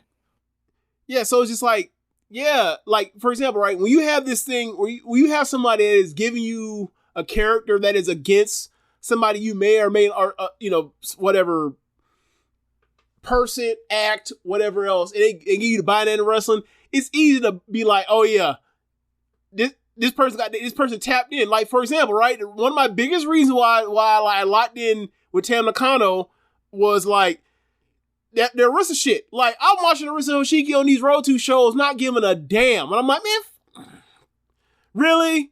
really? And then she also Tam's like, yeah, I don't fuck with her. I'm like, you know what? I like this Tam Nakano. 5 years later, legendary career off of what? On Road 2s, you run through it. Hayden. Just flat out just saying, fuck her. Straight up. So, yeah, I get it. So, I understand it. I get it. But it also is like, I don't know if Gabe Kidd expected like all this to happen to him this fast. I was going to say, I'll bring it back to the Kenny Omega match too. It was like in one match, I think the guy kind of became a superstar. And now the question is, he got on people's radars, that's for sure. Yeah. It's like, all right, we're going to, like, that. There's a spotlight on you. And now, like, any move for him is instantly under more scrutiny. Yeah. It is, And it's something where it's like, in a normal year, where the G1's not flipped around, or when All In Forbidden Doors not flipped around, and it is more interfere with G1, he ain't doing this. You know what I'm saying? Like, he probably has another return match with Kenny Omega. But it got flipped around. Yeah. And I don't know, man. Like, and then it's like, the New Japan calendar is what it is. And he's wrestling Shingo on the next big show for the white belt. And, Shingo's doing the whole thing, basically calling him out, saying, your ass better be here. Why you working Forbidden Door and doing a pay-per-view in AEW? You're not on these tours, and you couldn't show up to the G1 final and all this other stuff. So, like, now it's flipped the other way on him. So, like, I mean, he can still kind of use that stuff. It's going to be on. Back, he's going to feud with Shingo. Yeah. Yeah. Like, so it's gonna be on him how he handles it. I mean, I know you don't think this, but like when I saw people getting buzz off that, I was like, y'all don't really think he's shooting, do you? I'm like, yeah, Shingo Takagi. Shingo's over here in the AEW show too. Dragon Gate. Shingo Takagi was defending New Japan. Right. Also, you mentioned that as many times that man that came over here and wrestled in America. Get out of here. You don't give a shit. Yeah. Like, so it's gonna be interesting what happens with Gabe. Obviously he's next up. Like, when it's time, for the money and the deal and all that other stuff. So, like, do we know if he's a Barry Bloom client yet? We do not. Okay. But I think the guy's awesome. Look, he'll be awesome whether he, is doing his thing pretty much anywhere, like, except the Fed, because the Fed's just unpredictable. They don't know how to necessarily do that. He could not. It would not work. The look, they wouldn't like the look, and they wouldn't trust him to cut a promo without cussing. Yeah, I don't think that. Yeah. And you know they're not good with wild man characters, so he would. They turn wild man characters and defang them and turn them into like the difference between John Moxley and Dean Ambrose is like one is a cartoon character that's silly and wacky and does funny shit. The other one, not so much. Other one, more serious. King of the North said New Japan fans are at the point where they'd rather see these guys go to the Fed than AEW, and it blows my mind. I mean, I think secretly that's been there, but is that true? Did people feel that way about Nakamura, or has it changed so much since then? I think it's changed a lot since then. The Nakamura thing is completely. Obviously, when AEW started, I think that's a whole delineation now of like. I think you got to evaluate those guys or whatever. Enough.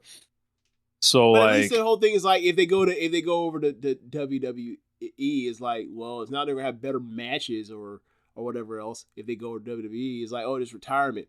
When they go to AEW, they ain't retiring. It ain't exactly retirement. They're still just be damn near as good as they were in New Japan.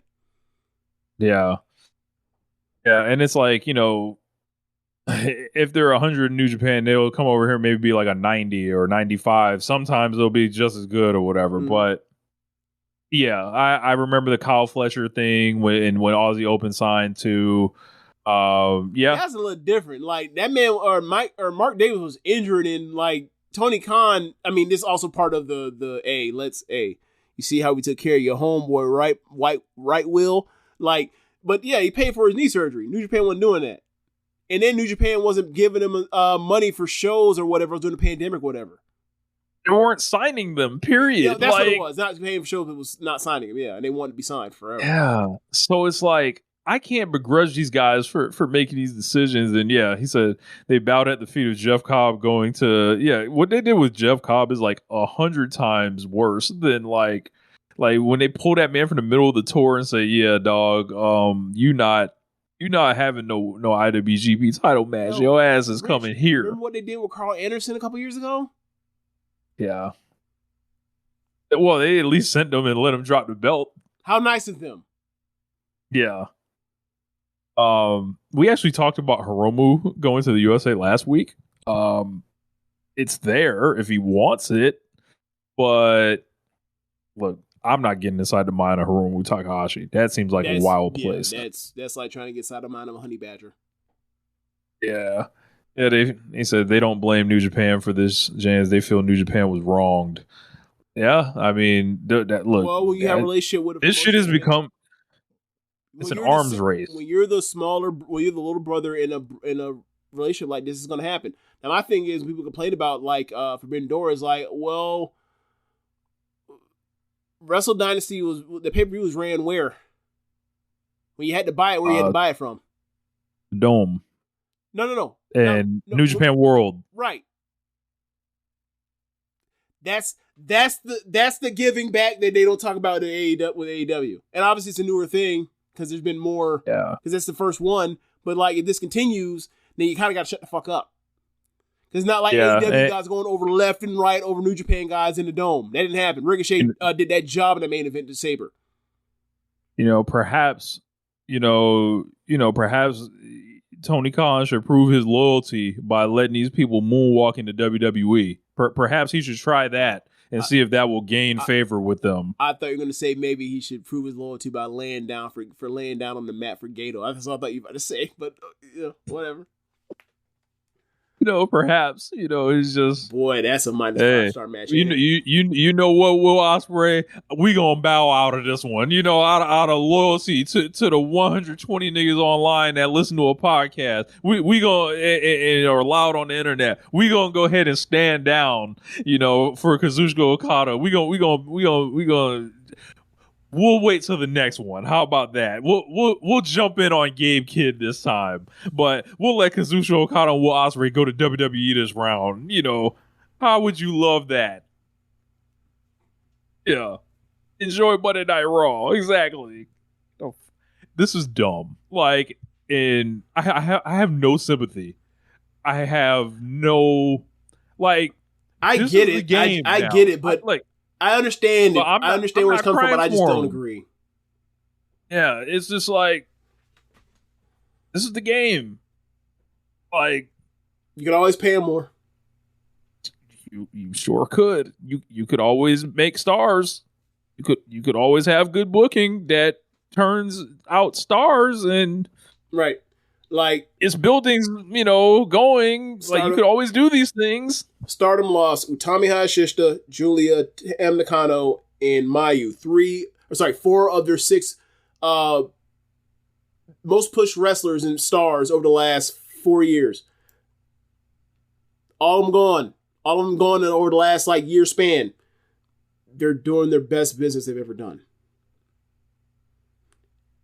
Obviously, they had the talent to replace them always because they had more depth than God. But my point is still the same. Like, if you set this up well enough and give it time to breathe or whatever else, and when you have the opportunity to make a star, make it, and don't send them stumbling down the mountain again to climb back up.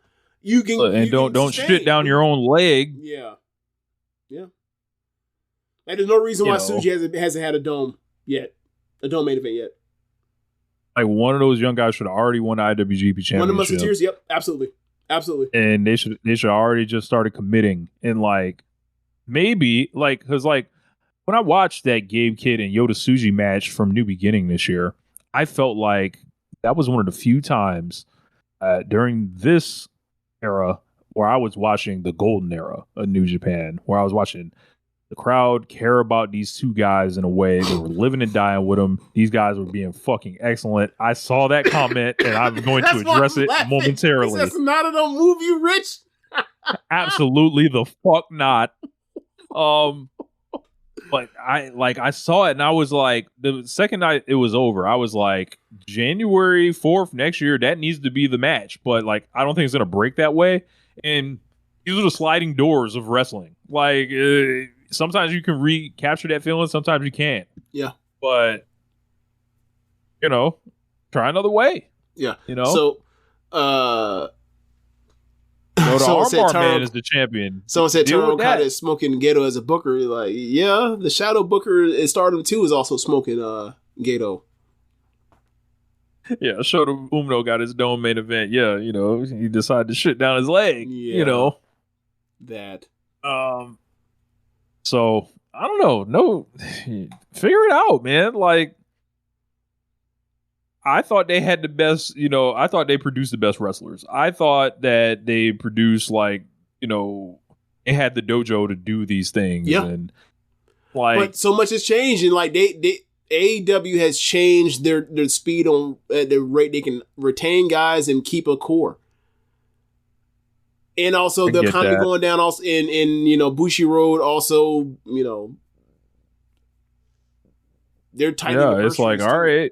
Yeah. They gotta they gotta start getting more they've talked about. They've had all these fucking 10-point PowerPoint meetings where they talk about they need to get faster. They are conscious of having to get faster with this stuff. Right. They've had remember when, the way Stardom was growing, they what's your boy's name? Oh my god. Kadani. Kadani was the way the Stardom has their shit, we need to move faster. And that was 2 years ago, 3 years ago. Have they moved faster? No. I don't know. No, have not. Yeah, so brother, it's very easy to point at Tony Khan and be angry that he stole the top wrestlers. All right. But the New York Yankees are always going to sign the big free agent. Yep. Boston Red Sox are always going to sign the big free agent. Dodgers. You can't compete with that. The Dodgers, yes, they have more money than God. So how do you beat money? This is what smaller teams have been doing in the last 25 years in baseball to even the playing field. They have improved their scouting departments. They have improved their training. They have increased the speed at which, and they expect they build it into basically their program to expect to lose these arbitration. People. Yep. Now, does that suck? As far as wrestling, because wrestling is based on star power and stuff like that, and is different than like production typically. Yes, I get that. But you're going to have to just find a way to bring that shit as close together as possible. And I don't have much sympathy for them because like we've seen other promotions have stupid fucking age rules. We're like, oh yeah, you're 25, happy birthday, get the fuck out. And they were able to keep chugging the fuck along too. Yeah. So it's like other things have to happen for New Japan in order to, I think, please their fan base in a way where they still feel like they have stars. They still feel like they're not. I know what it is. Like they feel like they're now rooting for a losing team. That's what it is. It was very easy to be like if you're a dyed in the wool person, like I don't know, I just watch the shit that I think is gonna be dope, right? Right. But I feel like if you're rooting for New Japan, you were that hard on it. Like obviously they went through a golden era at the end of last decade. It was real easy to say I'm watching New Japan Pro Wrestling. It was the best wrestling in the world and stuff like that. The best wrestling I've ever seen in my life. Ever seen in your life, all that stuff like that. And, to a certain extent, they still do have like the best wrestling. Like, probably match for match or whatever on it. You put up the match guide and you look at it throughout the year. New Japan is still, or has been, even throughout AEW's run, still has the most high quality matches. Yeah. Right. But like then you start taking that top end off and then it's like, hold on, you don't have that reputation no more. So now it becomes difficult. It's like, all right, am I really down for like New Japan? Like the way like it's like they need to find a way to show and prove that they're really down for New Japan right now. That's what it feels like to me. And they're looking up and it's like the scoreboard is just like as that G1 plays out the way it does. And it's just like they're finding it difficult to take pride in this right now. I feel like is this post 2003 Florida State? I mean, for those that don't know, Florida State from 87 to 2000 finished every single season. Finished ranked AP in the final poll 4 or better, right? And then after 03, like they all of a sudden you're like, damn, they lost 3 times this year. Damn, they lost 3 times this year. Next year, damn, they lost 4 times. They went 9-4. And you're like, is it going to turn around? And then 6 years later, Bowden, is forced to retire. I'm not saying it's going to go as long, but I'm saying like the parallel is like they were the top dog for a long fucking time. And now that there's just been a landscape change that wasn't accounted for and you think you can go run out and just do the same thing, it's different now. We're just different landscape now.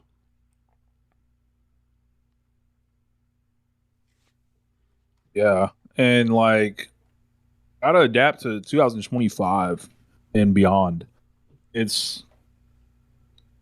get it, New Japan is a very structured company. They announce their matches and you know what order they're coming out in. You know what the calendar is. You know what what the tournament is essentially designed to do every year. Yeah. And to be fair, you have the event on the same fucking day every year. Like there's a bunch of structure. So like this change essentially is even more of a shock to the system. Whereas like you're not necessarily fighting for your life. I think in AEW's case, shit was happening to AEW from like the second it opened, it was conceived. So all they've done is adapt and roll with the punches in a certain way or whatever. Just this week, we saw that bullshit with the union where we clearly know where that shit was coming from, Nick Khan.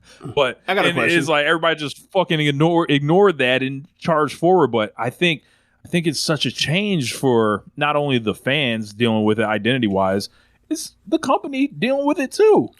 Yeah. I have a question.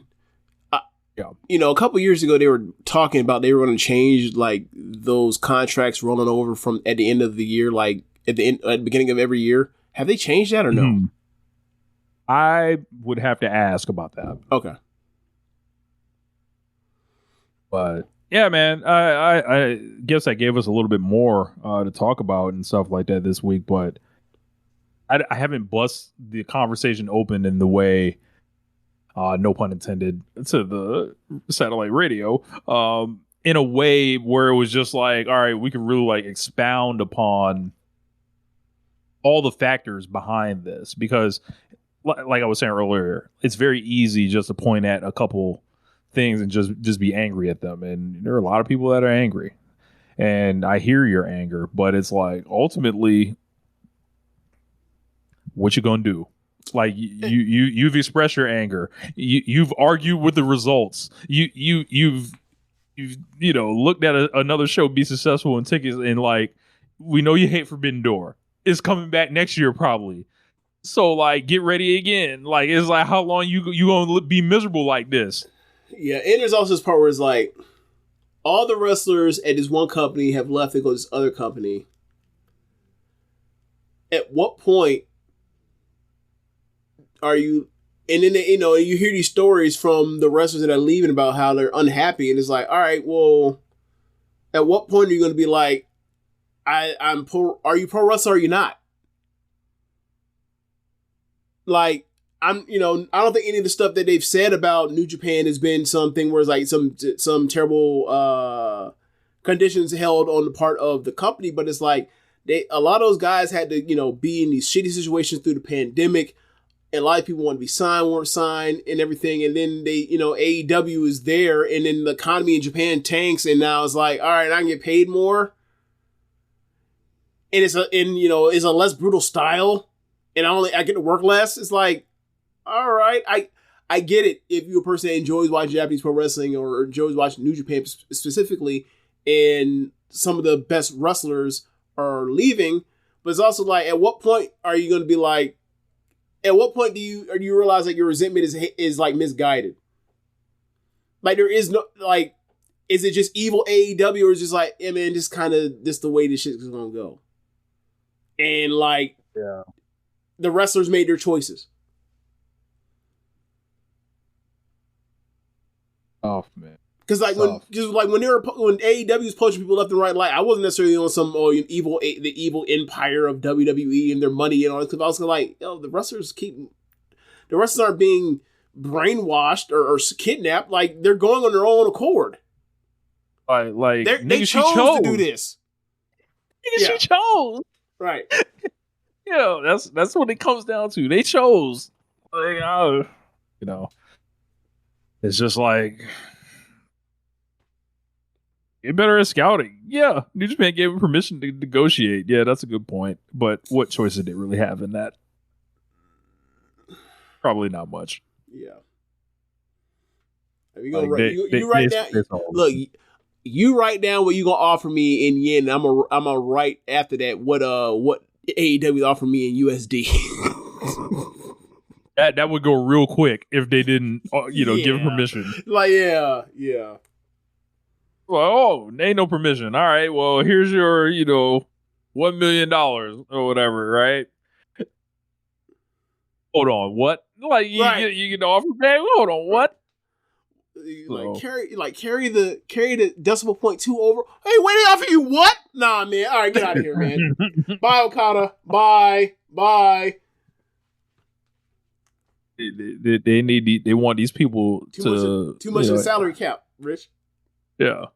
Look, maybe we should come out with salary caps in wrestling. Maybe they, or at least in the subunits, because this Don Callis family has got to be over the cap at this point. Buddy. God damn, what they paying Takeshi and Okada to both be under the cap? They don't have a draft picks for the next decade. They can't trade no 2-for-1s, nothing. They fucked up. Yeah, they ain't way over the cap. Like, nah, man. Adam Silver will send them to hell.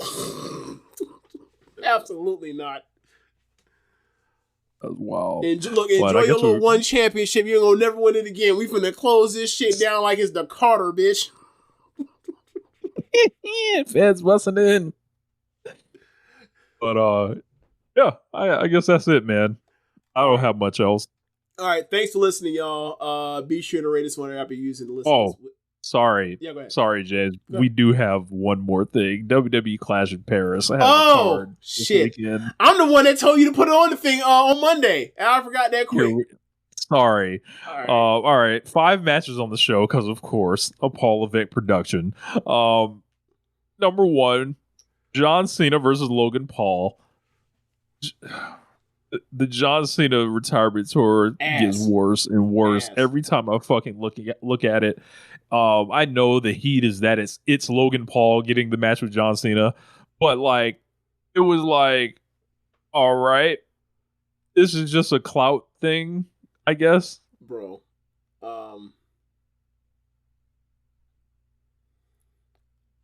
Now, you remember we talked about the SummerSlam match between him and Cody, how like, hey, he turned back the hands of time, right?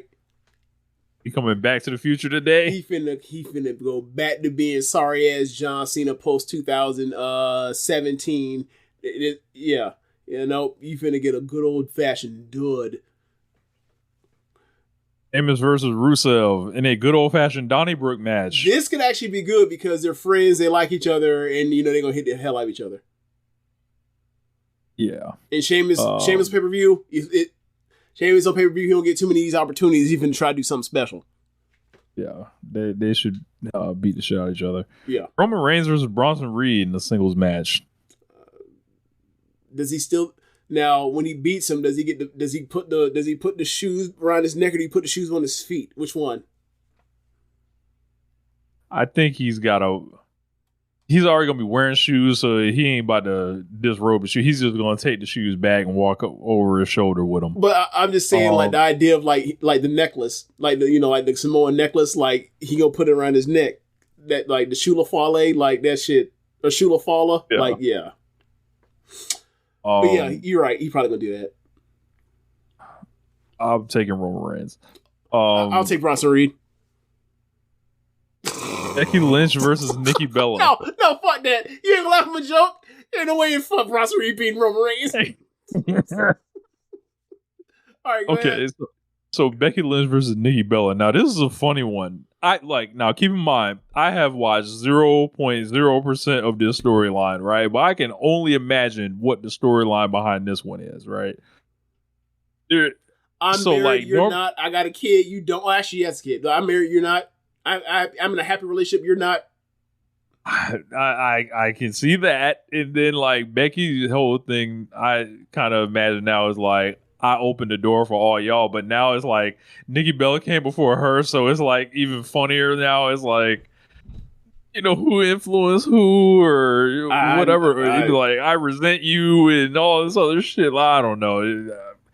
This could Becky Lynch and Nikki Bella. They do a singles Nikki Bella match, James. Look, I don't know what. Like, I seen Nikki in a Royal Rumble and shit. What the fuck does Nikki Bella look like in a singles capacity in 2025? If Becky Lynch gets a good match out of Nikki Bella in 2025 on pay-per-view, Dave Meltzer put her in the Hall of Fame. I don't give a fuck. Nikki Bella just celebrated her 41st birthday, I believe. Or she will celebrate her 42nd birthday in November. Excuse me. You know, Becky did it with Trish, so I don't know. She might pull it out. Trish has always been better than Nikki, though. Yeah. But I'm Bella Army, so shout out to Nikki. Hope she has a nice showing for herself. You know, she got to get that money. I can't wait for them to have a good match, and then people will talk about, oh my gosh, she's 41. This is unprecedented. I can't believe she did it. I'm like, cool. And now Takahashi retired this year at 46. What the fuck are we talking about? Takahashi. So we need more passion in this business, Rich.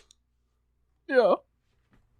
The world title match, James, for the fake world belt is a 4-way match, James. It is between the champion Seth Rollins, CM Punk, Jey Uso, and LA Knight. Yeah. Look, man. Boy. Someone asked, is Nikki Bella younger than all the dudes in the world title match? I don't think she's older. I don't think she's younger than Jey Uso. I think only Punk has her beat. Punk and LA Knight are older than her. Yeah. Whole LA Knight is going to be able to. The chat saying it's going to be a LA Knight carry job main event. Look, man. Look, him and Seth. Look, LA Knight and Seth going to have to do God's work in there. Cause look, man, LA Knight on pay per view. He gonna come out and go crazy with CM Punk. With CM Punk, he's not built for multi-person matches. He's built for singles competition. And then Jey Uso is Jey Uso. There's nothing else. Anytime you describe somebody with their name, that's tough. I don't even call him asshole. I'm just saying he's mediocre. But just what a show. Anybody black on this show? Any chance? Nope. They do have Jey Uso and Roman Reigns though. Will be as close as you get. Let's see. They're in Paris. I presume there's no niggas in Paris. They could have had an opportunity. People would have made some edits if Melo was on the card or if the Street Profits. They could have been like over there. People could have just. That was an easy one, for TikTok. But you can't. But it's WWE fans or whatever else. You can't be trusting because they might have that ER on there. That's true. Yeah. So no Cody Rhodes on this show. This is a scam. This is the end of the Peacock era. So Rich, I'm glad he's not on this card because they would have used Cody for niggas in Paris. God damn it. Wrap it up. All right, y'all. Thanks for listening. If you are watching from the stream, be sure to go to the show notes once the show is posted and find the link to Red Circle and you can donate there. And also check out our store on Shop Tees. Some nice looking tees there. You can get the One Nation Radio 92 Dream Team set. And also be sure to listen to other shows on the network. Besides One Nation Radio, you have Keepin It Strong Style, All Things Elite, AEW Match Guide, the Trish and Sarah Wrestling Podcast, Tunnel Talk, Imp's Adventure, and Wrestling Art Report Thing. Thanks for listening, y'all. Later. Kenny Omega wouldn't have hired 80% of y'all.